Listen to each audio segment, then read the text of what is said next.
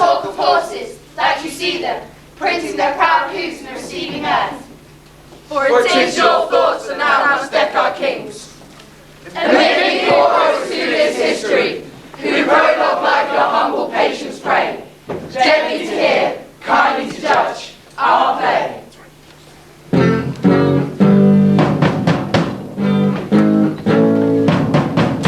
Good evening, and here's the news. King Henry V is to make the claim for the throne of France. His justification is that his great-grandmother, Isabel, wife of Edward III, was sister to Charles IV, the King of France, who died without having any children 100 years ago, making Isabel the rightful heir. However, the French rejected Isabel's original claim because of an old law which recognised male heirs only. There have been 3 kings in France since Charles IV, so Henry has claimed that these kings also have been illegitimate. In his youth, Henry had been a wild and impetuous young man. Now that he's become king, he's become very pious and religious. Meanwhile, to the north, the Scots are revolting and have been known to take sides with France against England in the past. Before the king can embark upon any campaign against France, he must make sure that his border with Scotland is safe.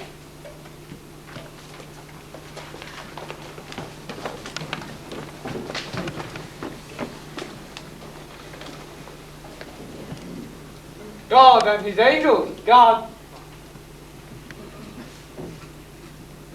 The king is full of grace and fair God. And a true love of the Holy Church. We are blessed in the change. Hear him but reading in divinity, and all admiring with inward wish your desire the king were made a prelate. The strawberry grows underneath the nettle, and wholesome berries thrive and ripen best neighboured by fruit of baser quality. It must be so, for miracles are ceased, and therefore we needs admit the means how things are perfected. But my good lord, how now for mitigation of this bill urged by the Commons? Doth his majesty incline to it, or no? He seemed indifferent, rather more swearing on our part, and cherishing the exhibitors against us. For I've made an offer to his majesty to give a greater sum than ever at one time, yet did the clergy bring him to any of his predecessors part with all. How did this offer seem received, my lord? With good acceptance of his majesty, the French ambassador upon that instant craved audience, and I think the hour has come to give him hearing. Is it not 4 o'clock? It is. Then we go in to know his embassy. I'll wait upon you, and I long to hear it. Where is my gracious Lord of Canterbury? God and his angels, guard your sacred throne, and may you long become it. Sure. We thank you. Concerning us in France, we pray you to proceed. By the law Salic that they have in France. Or should not bar us in this claim. Take heed how you import our person, how you awake our sleeping sword of war. Then hear me, gracious sovereign. There is no bar to make against your highness claim to France. May I, with right and conscience, make this claim? But sin upon my head, Joseph Sovereign. Stand for your own. Unwind your bloody flag. Look back into your mighty ancestors. Go, my dread lord, to your great-grandsire's tomb, from whom you claim. Invoke his warlike spirit, and your uncle's, Edward, the Black Prince. Awake remembrance of his valiant dead. You are their heir, you sit upon their throne. Your brother kings and monarchs of the earth, to all respect you should rouse yourself, as did the former lines of your blood. They know your grace, have cause and means and might. So hath your highness. Never King of England had nobles richer or more loyal subjects, whose hearts have left their bodies here in England and lie pavilioned in the fields of France. Oh, let their bodies follow my dear liege, with blood and sword and fire, to win your right, whereof we of the spirituality will raise your highness such a mighty sum, as never did the clergy for any of your ancestors. We must not only arm to invade the French, but should lay down to defend against the Scots, who have been still a giddy neighbour to us. For you shall read that my great-grandfather never went with his forces into France, but that the Scots, on his unfurnished kingdom, came pouring like the tide into the breach. But there's a saying, very old and true, if that you will France win, then will Scotland first begin. It follows then, the cat must stay at home. Divide your happy England into 4. Thou hast taken 1 quarter into France, and you with all shall make all Galia shake. And if we, with thrice such powers left at home, cannot defend our own doors from the dog, then let us be worried. And our nation, is the name of hardiness and policy. Calling the messenger sent from the Dauphin. Now, are we all well prepared to know the pleasure of our fair cousin, the Dauphin? For we hear your greetings from him, not from the king. May it please your majesty to give us leave, freely to render what we have in charge, which I sparingly show you far off the Dauphin's means and our embassy. We are no tyrant, but a Christian king. So with frank and with uncurbed plainness, tell us the Dauphin's mind. Thus then, in view, your highness, lately sending into France, to claim some certain dukedoms in the right of your great predecessor, King Edward III. In answer of which claim, the prince, our master, says that you savor too much of your youth. I bid you be advised, there's naught in France that can be with a nimble galliard won. You cannot revel into dukedoms there. We therefore send you meter for your spirit. This ton of treasure. And in lieu of this, besides the dukedoms that you claim, hear no more of you. This the Dauphin speaks. what treasure, uncle?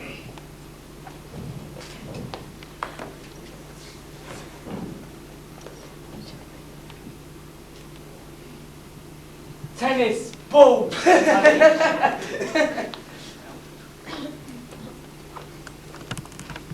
We are glad the Dauphin is so pleasant with us. His presence and your pains we thank you for. But when we have matched our rackets to these balls, we will in France, by God's grace, play a set, shall strike his father's crown into the hazard. So get you hence in peace, and tell the Dauphin his jest will savour but of shallow wit, while thousands weep more than did laugh at it. Convey him with safe conduct. Fare you well.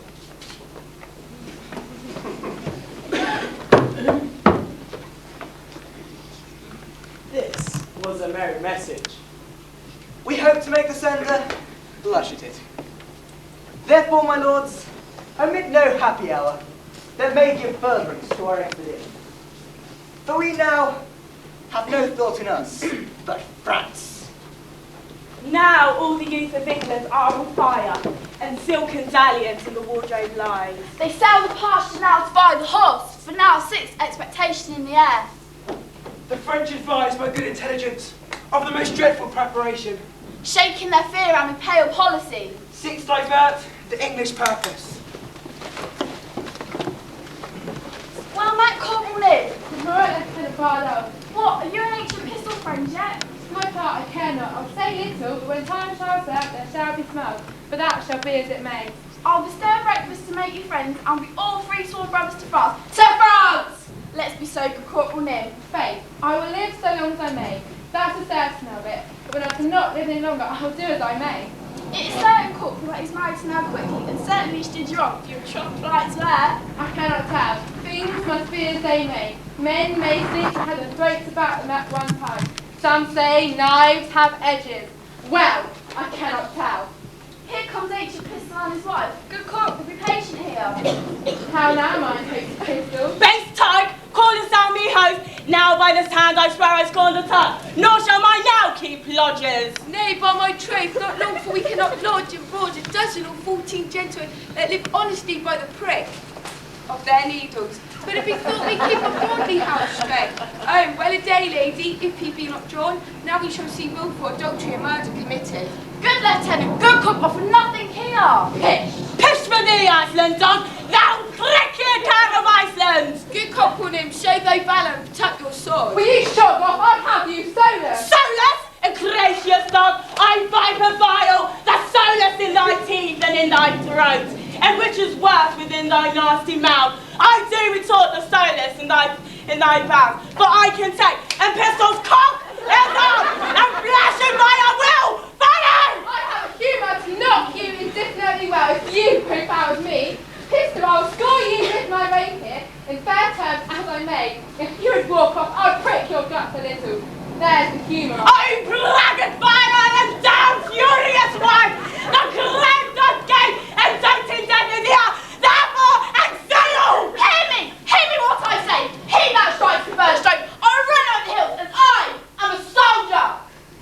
oath of mickle might and fury shall abate. Give me thy fist, thy forfeit to me give, thy spirits are most torn. I'll cut thy throat one time, and there's the humour of it. Couple of gorge, that is the word. I do defy again. O house of Crete, thinkest thou my child to get? I have, and I will hold the quantum trick quickly. That's enough. Go to! No, host Pistol, you must come to my master. And you, hostess, he is very sick and would to bed. Good Barloff, put thy face between the sheets and do the office of warming pan.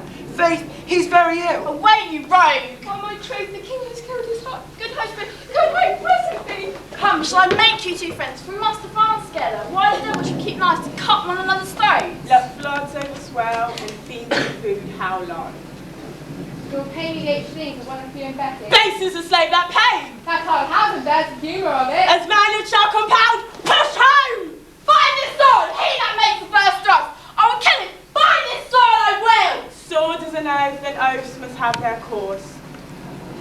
I shall have my 8 shillings for one of you and Betty. A noble shalt thou have and present pay, and liquor likewise will I give to thee, and friendship shall combine. I'll live by Nim, and Nim shall live by me. Is not this just? I shall have my noble. And cash most justly paid. Well then, that's the humour of it. I said, but you come of women coming quickly to St. John. Poor heart, he is so shaken to bone that it's most lamentable to behold. Sweet Mary, come to him! The king had run the bad humors in the night. That's the even of it. Nim, thou hast spoken the right. His heart is fractured and corroborates. The king is a good king, but it must be as it may. He passes some humours and queers. Let us condole the night. For lambkins we will live.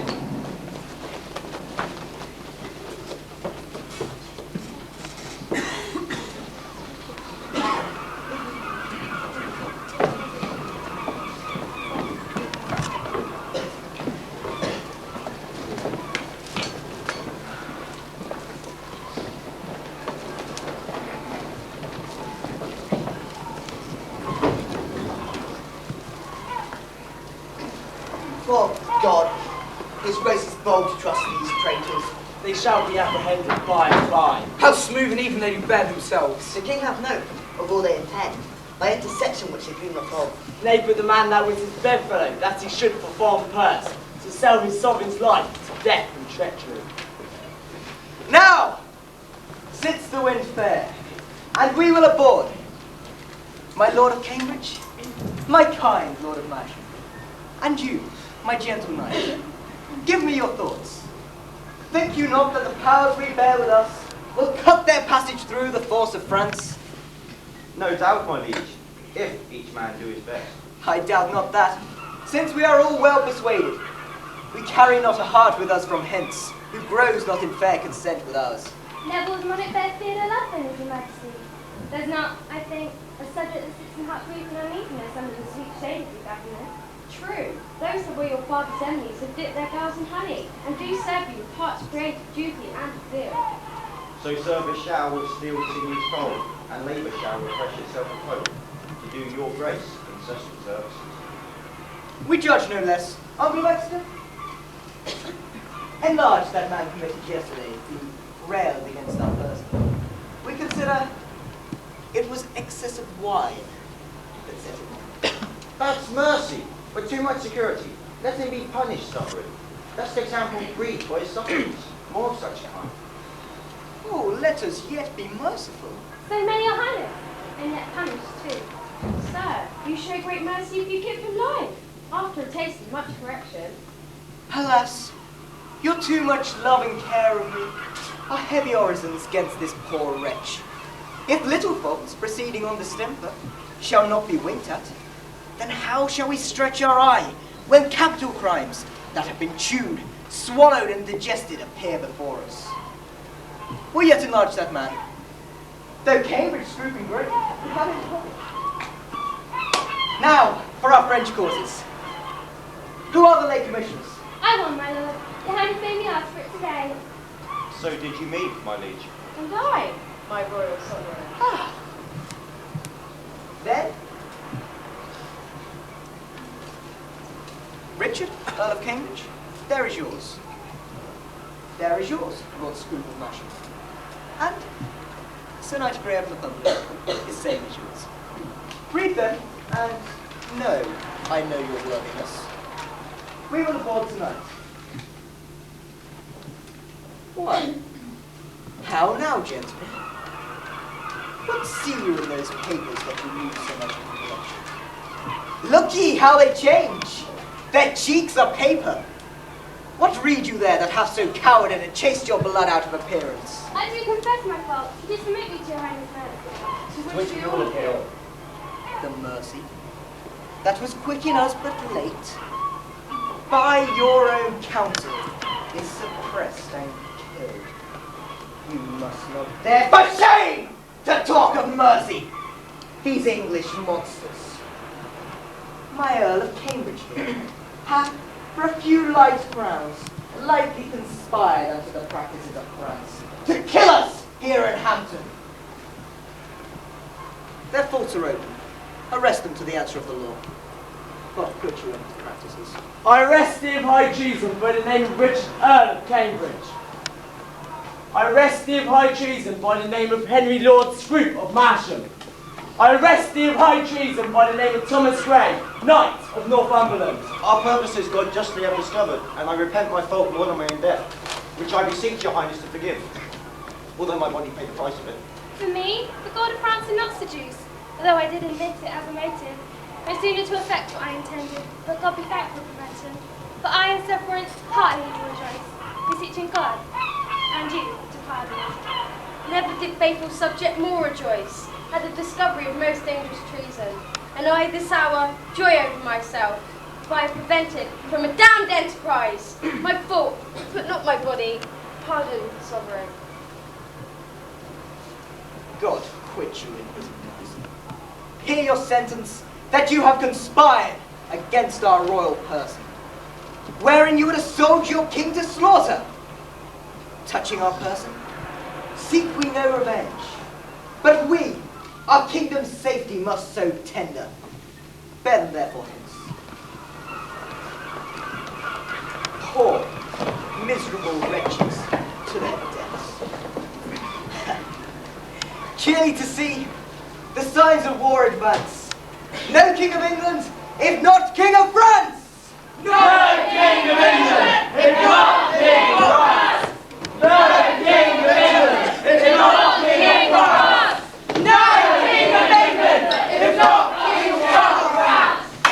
Is he, holy sweet husband, that he been sustained? No, for my manly heart are burned. Bardolph, be blind. Nym, rouse thy vaunting vein. Boy, bristle thy courage up. For Falstaff, he is dead, and we must stand therefore. Would I wear with him? Where swear he is either in heaven or in hell. Nay! Sure he's not in hell. He's in Arthur's bosom. If ever a man went to Arthur's bosom, he made finer end to winter ways as if it had been any Christian child. He parted just between 12 and 1, even of the turn of the tide. But after I saw him fumble with sheets and play with flowers, a smile upon his fingers' end, I knew there was but one way, for his nose was as sharp as a pen. How now, Sir John? Quoth of what man be of good cheer? So he cried out, God, God, God, 3 or 4 times. Now I to comfort him, bid him he should not think of God. I hope there was no need to trouble himself with any such short share. So he bade me lay more clothes on his feet, and I put my hand into the bed of velvet, and they were as cold as any stone. And then I felt his knees, and so upward, and always as cold as any stone. The penny cried out for that. Aye, that he did. As the women. Nay, that he did not. Yes, that he did. And he said there were doves incarnate. You can never buy carnation. 'Twas the colour he never liked. He said that once the devil would have about woman. He did in some sort indeed handle women, but then he was dramatic and talked of the whole of Babylon. Do you not remember? He saw a flint on Bardolph's nose. And he said that the blackbird is so in hell. Well, the fuel is gone, let me take that fire, and that's all the riches that read his service. So, Sean, here we go from Southampton. Come, let's away. I'll give thee my lip. Look to my chattels and my movables. Let senses rule. The word is pitch and pay, trust none. But oaths are straws, and men's faces are wafer cakes. And hold fast is the only dog, my duck. Therefore, Cavito be thy counsellor. Go, clear thy crystals. Yoke fellows in arms, let us to France. Like horse eaters, my boys, to suck, the very blood to suck, the very blood to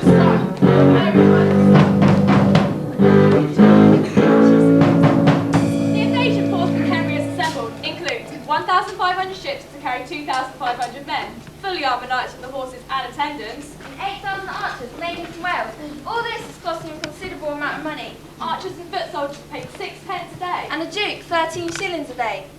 Before this fleet left, Henry, Who had been offered Princess Catherine as a wife. received an improved offer of 900,000 crowns for a dowry. He rejected this ridiculously low sum of money for a royal princess and continued to prepare for the invasion.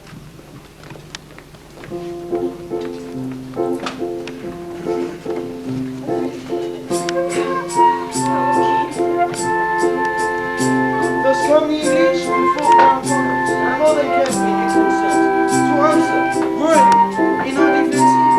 Therefore, Dukes of Britain, of Barbara, and Orleans shall make war. And you, Prince Dauphin, with all swift dispatch, to line and new repair account of war. My most sweet-hearted father, it is most meet we arm us against the foe. It is most meet we go forth to view the second people parts of France. For my good liege, she is idly king, her sceptre so fantastically born, by a vain, giddy, shallow, humorous youth, that fear attends her not. Ah, peace, Prince Dauphin. You're too much mistaken in this king. Christian, your grace, the late ambassadors. With what great state they had their embassy. I was supplied with noble counsellors. But it is not so, Lord High Constable. It is always best in matters of defence to weigh the enemy, much more mightier than he seems. Think we King Harry is strong? And princes, look you strongly on to meet him, for he is bred out of that bloody string that haunted us in our familiar past. And all our princes held captive by the name of that Black Prince, Edward, the Black Prince. Ambassadors from King Henry of England crave admittance to your majesty. We give them present audience. Go and bring them. You see, this chase is hotly followed, friends. Turn head and stop pursuit, good my sovereign. Take up the English shot and let them know what monarchy you are the head. Self-love, my liege, is not as vile a sin as self-neglecting.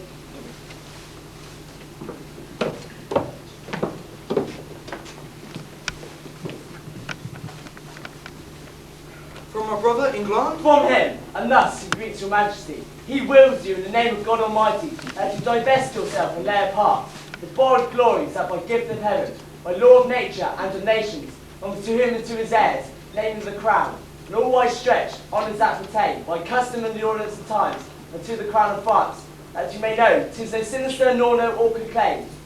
He sends you this most memorable life.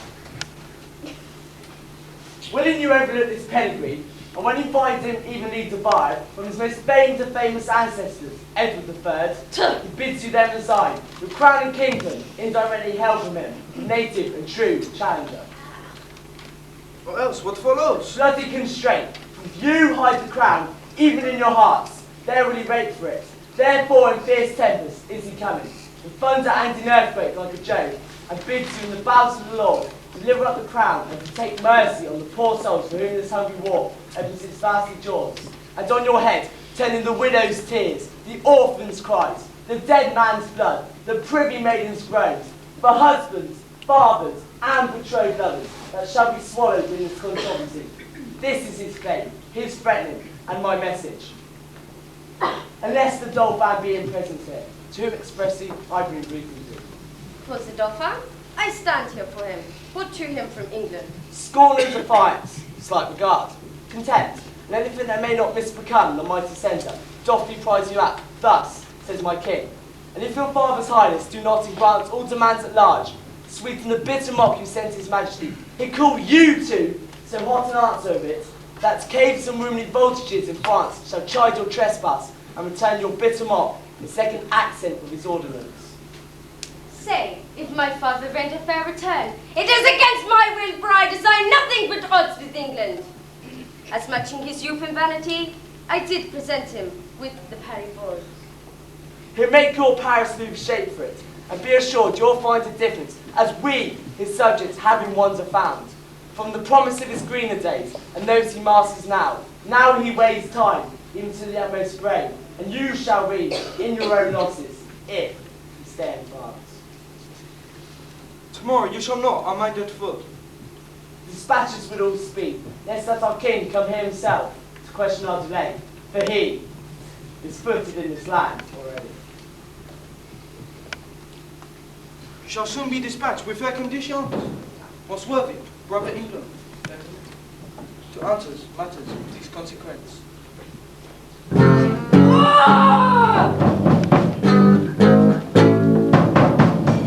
As we have just heard, the English fleet have landed at the mouth of the River Seine and have begun the march towards Paris.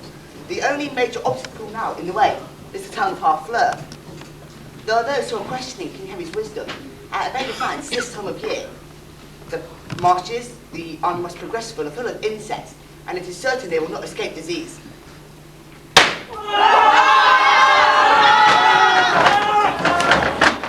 more to the breach, dear friends, once more. Or close the wall up with our English dead. In peace, there's nothing so becomes a man as modest stillness and humility. But when the blast of war blows in our ears, then imitate the action. Stiffen the sinews, summon up the blood, disguise fair nature, and hard favour the rage. Lend the eye a terrible aspect. Now, set the teeth and stretch the nostrils wide. Hold hard the breath. Bend up every spirit to his full height. On, you noblest English, whose blood is fed from fathers of warproof. Dishonour not your mothers. Now attest that those whom you called fathers did beget you. Be copied now to men of grosser blood. The game's afoot. Follow your spirit, and upon this charge, cry God for Harry, England, and St. Wait!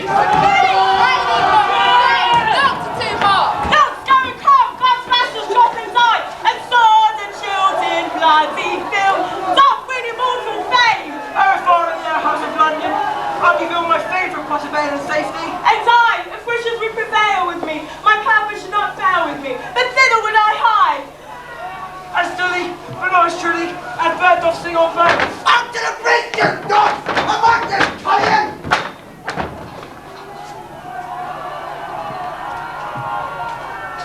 As young as I am, I observe these three swashers. For Barlow, he is white-livered and red-faced. For Nim, you have heard of men of few words are the best men.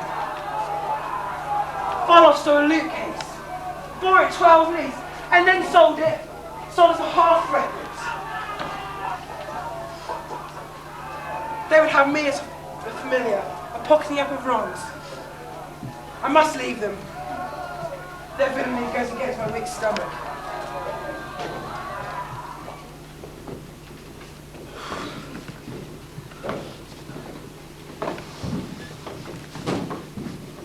How yet resolves the governor of the town? I will not leave the half-achieved Harfleur, till in her ashes she lie buried. The gates of mercy shall be all shut up. And you men of Harfleur, take pity on your town and on your people. What say you? Will you yield and this avoid, or guilty in defence be thus destroyed? Great King, we yield our town, for we are no longer undefensible. Open your gates. Go, Exeter, enter Harfleur. Use mercy to them all. For us, dear uncle, the winter coming on, and sickness growing upon our soldiers. We will retire to Calais. Tonight in Harfleur, we will be your guest. Tomorrow for the march. Are we addressed? The siege of Falkirk, which has just ended, has lasted for 5 weeks, during which time the state of Henry's army has seriously drasticated the disease. 2,000 have died of dysentery, and a further 5,000 are about to return home as they were too sick to continue. Leaving Henry with barely 5,000 men, comprising of 6,000 archers and 900 men armed. The king has treated the townspeople after in a severe rather than savage way. The chief citizens have been captured and held for ransom. The rest have made to swear allegiance against the English throne. Those who didn't, about 2,000, were driven away and are only to be offered to English people who may wish to relocate to France. Meanwhile, Henry sent a challenge to the Dauphin to challenge him to single combat who should have claim over the throne. Needless to say, the Dauphin didn't take up the challenge. Still, there is the question of Princess Catherine, who has been offered to Henry as his queen. The young princess is only 13 and doesn't speak much English.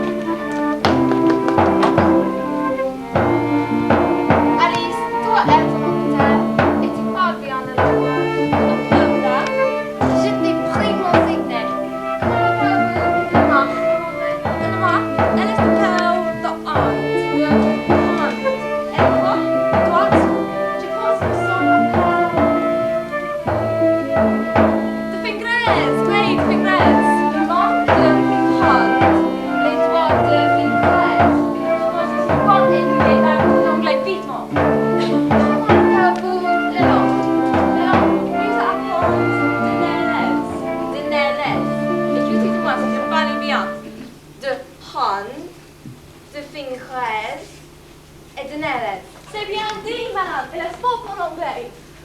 Dis-moi l'anglais pour les bras. De arm, madame. Et les coups? De elbow. De elbow. Je m'en fais la répétition de tous les mots que vous m'avez appris dès à présent. Elle est trop difficile, madame, comme je pense. Excusez-moi, Alice. Écoutez. De hand, de fingers, de nails, de arm et de bilbo. Bilbo? De elbow, madame. Oh, Seigneur, je m'en oublié. De elbow. Comment appelez-vous les coups? De neck, madame. De neck. Et les mentons? De chin. De sin. Les coups de neck et les mentons de sin. Oui, c'est votre nom en vérité. Vous prononcez le droit aussi droit. C'est le début d'Angleterre. Comment appelez-vous le pied et la robe? Des fous, madame. Et des cons. Des fous et des cons? Oh, Seigneur, ils sont mauvais, corruptibles, gros et impudiques, et non pas les termes honnêtes et usés. Je n'ai plus de prononcer ces mots devant Seigneur de France pour tout le monde. Oh là là, des fous et des cons? Niemand s'arrêterait notre forme à la ensemble. De hand, de fingers, de nails, de arm, de elbow, de neck, de sin et des fous et des cons. Excellent, madame! Merci pour moi. Avant de nous ordinaire. Kids.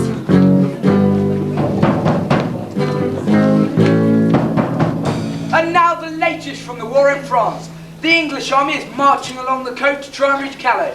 From there, their intention is to return home for the winter.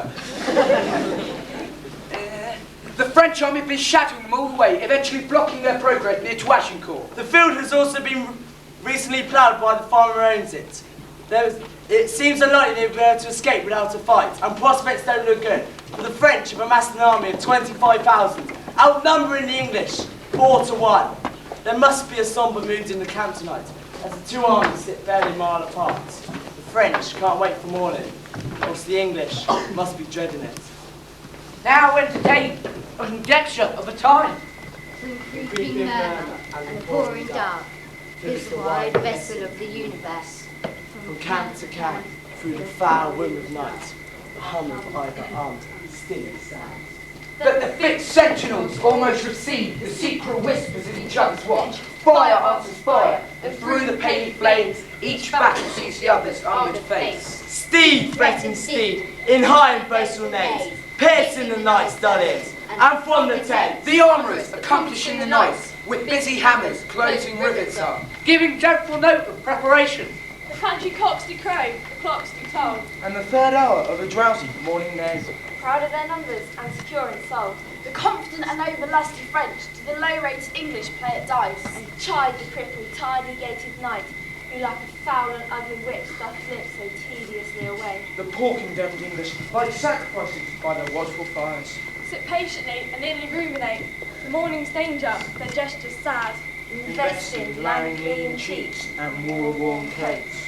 Presenteth them unto the gazing moon, so many horrid ghosts. Oh now, who will behold the royal captain of this ruined band, walking from watch to watch, from tent to tent, let him cry, praise and glory on his head, for forth he goes and visits all his hosts. Vincent Gamoy with a modest smile, because my friends, brothers and countrymen, and his full face there is no note, how dread an army hath encountered him. Nor doth he dedicate one jot of colour unto the weary and all-watched night, but freshly looks and overbears a taint, with cheerful semblance and sweet majesty. That every wretch, pining and pale before beholding him, takes comfort from his looks, allowed to universe like the sun, his evil eyes give gift to everyone. Before we call fear that need and gentle rule, behold, as may unworthiness defy. A little touch of Harry in the night. And so, our scene to the battle must fly, where, over pity, we should much disgrace. With 4 or 5 most vile and ragged foils, right ill-disposed and all ridiculous. The name of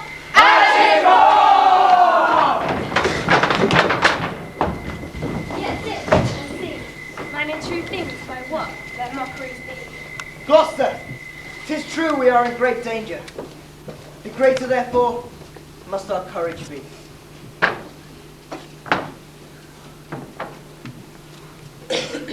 Upon the king, let us our lives, our souls, our debts, our careful wives, our children, and our sins lay on the king. We must bear all, O hard condition. God of battles, still my soldiers' hearts. Oh, that we now had here but 1/10,000 of those men in England that do no work today. What's he that wishes so? My cousin Westmoreland. No, my fair cousin. God's will, I pray thee, wish not one man more. No faith, my cuz. Wish not a man from England. Rather proclaim it, Westmoreland. Through my host, he that hath no stomach to this fight, let him depart. His passport shall be made, and crowns for convoy put into his purse. We will not die in that man's company, who fears his fellowship to die with us. This day is called the Feast of Crispin. He that outlives this day and comes safe home will stand a tiptoe when the day is named, and rouse him at the name of Crispian. He that lives to see old age will yearly on the vigil feast his neighbours and say tomorrow is St. Crispin's day. Then will he strip his sleeve and show his scars and say, these wounds I had on St. Crispin's day. This story shall a good man teach his son, and Crispian shall ne'er go by from this day to the ending of the world. But we in it shall be remembered. We few, we happy few, we band of brothers. For he today that sheds his blood with me will be my brother, be he ne'er so vile. This day will gentle his condition. And gentlemen of England, now abed, shall think themselves accursed they were not here, shall hold their manhood's cheek, while then he speaks that fought with us upon St. Crispin's Day!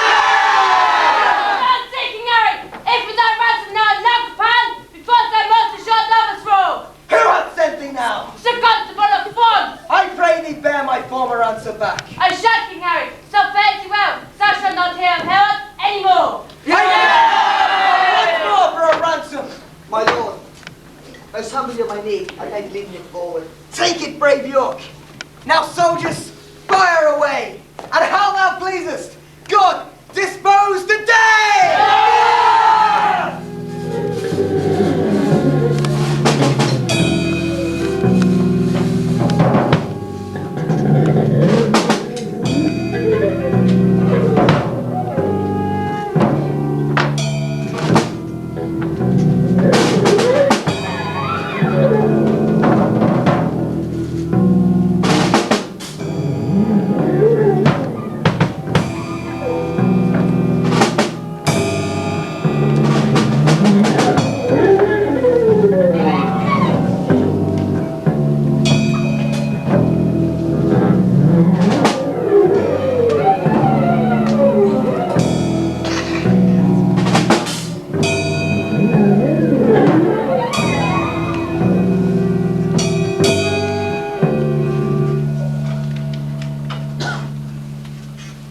Good evening, everyone. I'm going to interrupt our little entertainment this evening to bring you the scene that Shakespeare never wrote. The Battle of Agincourt. Picture the scene on the evening of 24th of October, 1415. The French army all assembled and very confident of victory. After all, there were 25,000.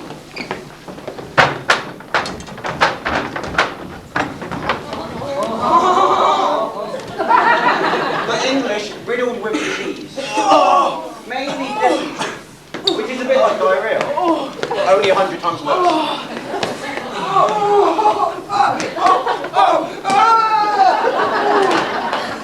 In fact, the Welsh archers had stopped wearing breeches just to save themselves a bit of time.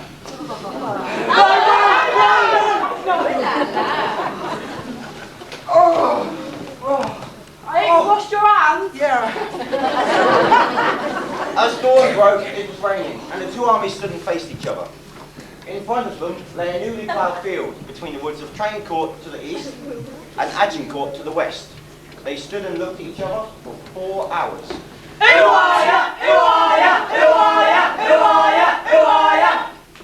Eventually, Henry made his archers advance to within 250 metres of the French line. Because of the narrowness of the field, the French were never properly lined up, and so they had to make 3 lines.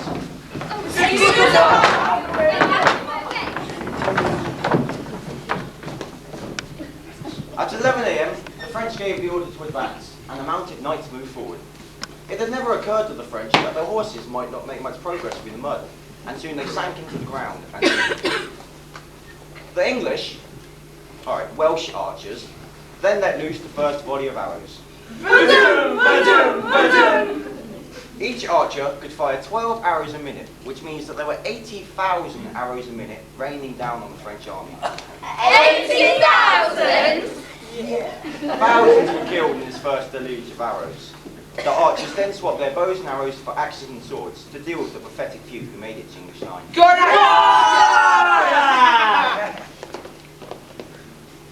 One nil to the England! 1-0 to the England!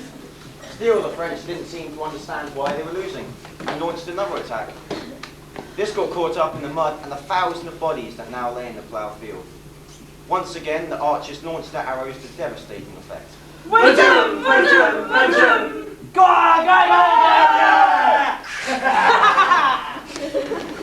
The third French line simply turned around and ran away. You're not singing anymore! You're not singing anymore! French losses have been estimated at 7,000. English have been as put as few as 400.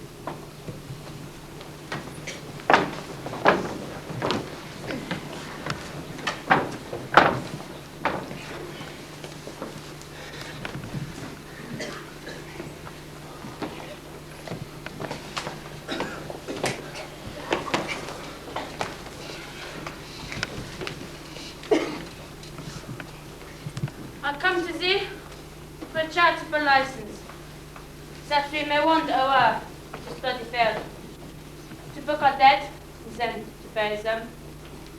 Or give us leave, great king, through the field, safely undisturbed, of their dead bodies. I tell thee truly, Herald, I know not if the day be ours or no. The day is yours. Oh, praise be God, not our strength for it. What do they call this castle that stands hard by? They call it Agincourt. Then call we this the field of Agincourt. Here is the number of the slot French. Charles Duc of Orleans, nephew to the king, Jean Duc of Bourbon, and Lord Boussicroix, of other lords, barons, knights and squires, full 1,500, besides common men. This note doth tell me of 10,000 French that in this field lie slain, of princes in this number, and nobles bearing banners. There lie dead 126. Added to these of knights, esquires, and gallant gentlemen, 8,004. This was a royal fellowship of dead. Where is the number of the English dead?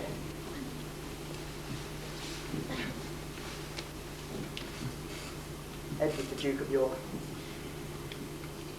the Earl of Suffolk, Sir Richard Kite, Davy Gamma, Squire, none else of name, and of all other men, but 25. Oh God, thy arm was here. Let there be sung, non nobis in Te Deum, the dead with charity enclosed in clay. Then to Calais, then to England, then, where near from France arrived more happy men.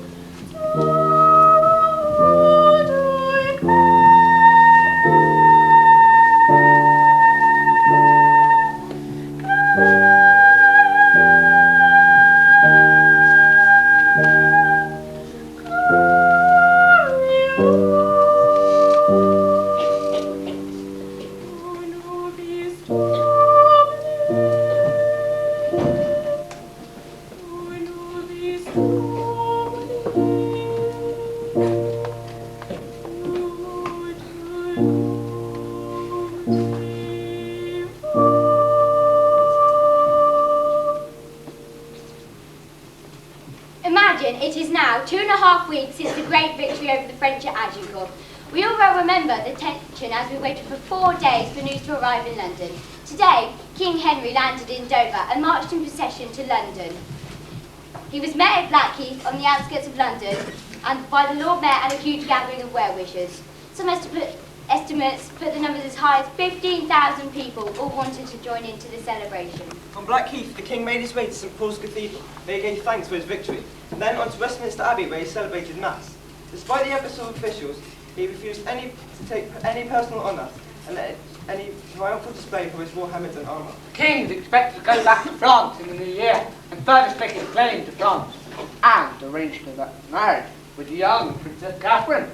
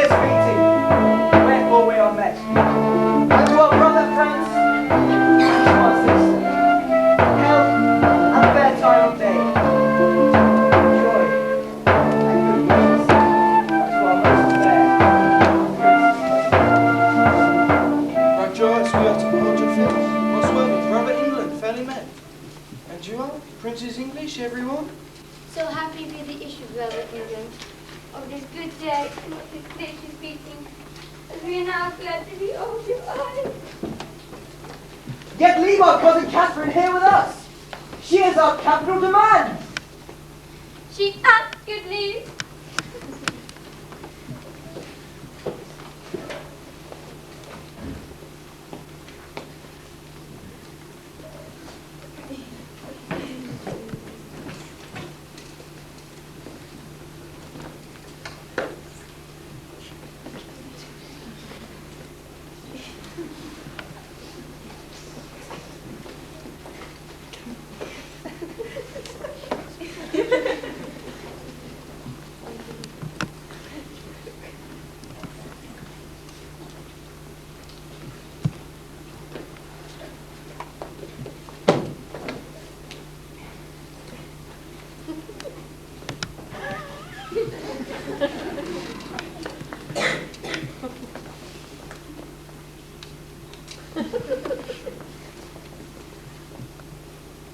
Fair cap. Fair cap. And most fair, will you vouchsafe to teach a soldier how to love? Your Majesty shall mock at me. I cannot speak your Anglais.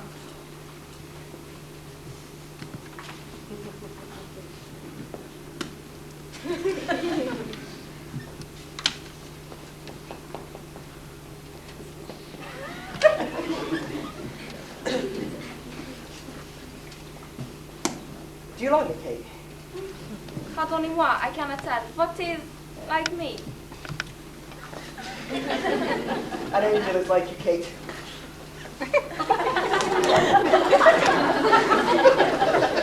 And you. I like an angel. Oh, bon Dieu. What says she, fair one? Away, let the tongues of demands be full of deceits. I am glad thou canst speak no better English. For if thou could, thou wouldst find me such a plain king. Thou wouldst think I had sold my farm to buy my crown. Is it possible that I should love the enemy of France? No, Kate. But in loving me, you should love the friend of France. For I love France so well that I will not part with a village of it. Canst thou love me? I cannot tell. Can any of your neighbours tell, Kate? I'll ask them. That is how it shall please their home mon père. Nay, it will please him well, Kate. It will please him well. Then it shall also content me. Then I will kiss your lips. Les dames de mon ciel Robert est présent devant les nœuds et n'est pas les cotons de France. And my interpreter, what says she? But that is not the fashion for the ladies of France. Oh, Kate. Nice customs. Courtesy. You have witchcraft in your lips, Kate. Think of your father. God save your Majesty, my royal cousin. Did you a Princess English? I would have to learn, my dear cousin. How perfect that I love her. And that is good. Is she nada? Shall Kate be my wife? They got their son, and from her blood, raise up, Ishumi, the contending kingdom from France, whose very shores with power and envy each other's hands, may never war advance. His bleeding swords, twixt England and fair France.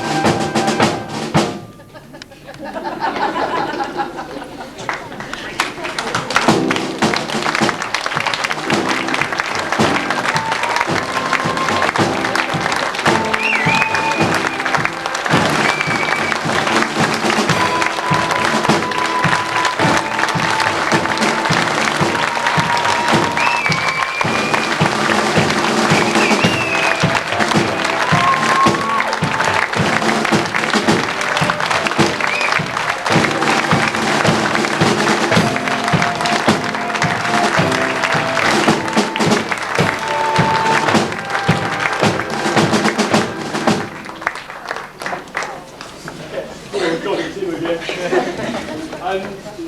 I seem to say this every year, that we turned up here 2 weeks ago, a week last Monday, at 10 o'clock, and they've done a bit of work on the thing during the course of the half term leading up to it. But we turn up and it's half term week and everyone's and then 2 weeks we end up with this show. And tonight has been really terrific, I think. Great performance, fantastic commitment shown by them all the way through the 2 weeks, all the way through the half term. Some real invention has actually gone on and have been put into this show. Once again, we are really pleased to welcome, during the course of the 2 weeks, Rob Soulsby-Smith, who's now lurking at the back, because he's good at lurking, but he's going to lurk down here now.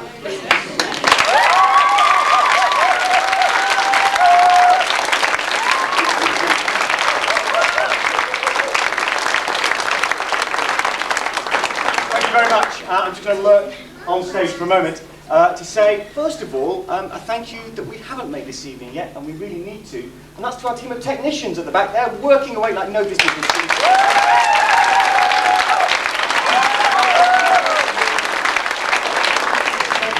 Ladies and gentlemen, it pains me to say that for the first time ever on the Shakespeare Link project, my dear colleague Phil Bowen couldn't be here for this particular year's work. He's been here for the last 9 years, but he couldn't make it this time because he has sheep to care for over in Wales. Very close to those sheep.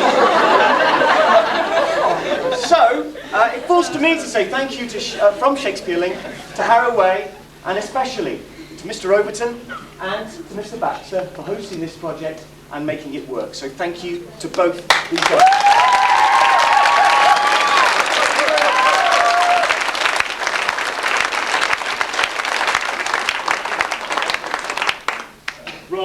Rob, like the true pro actor that he is, has nicked half my lines, and by actually thanking the technician team over there. The other little group over here is the band, and I use the word loosely, of musicians over here that we have to thank, and thank you very much to all of them.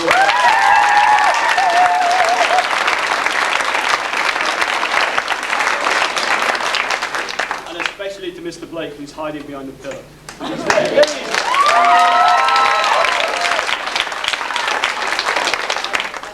It's a small presentation, Rob, so sorry, you've got to come back and make a curtain call. Yep. I'm too young to be making comebacks. I think anyway. Hello, Ben.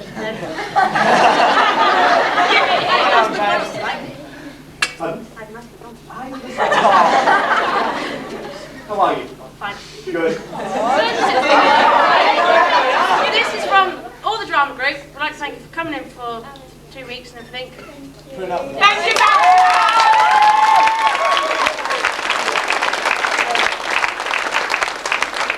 To families out there, both of the cast and also just to people who are at this school, you are doing a great job. Thank you very much.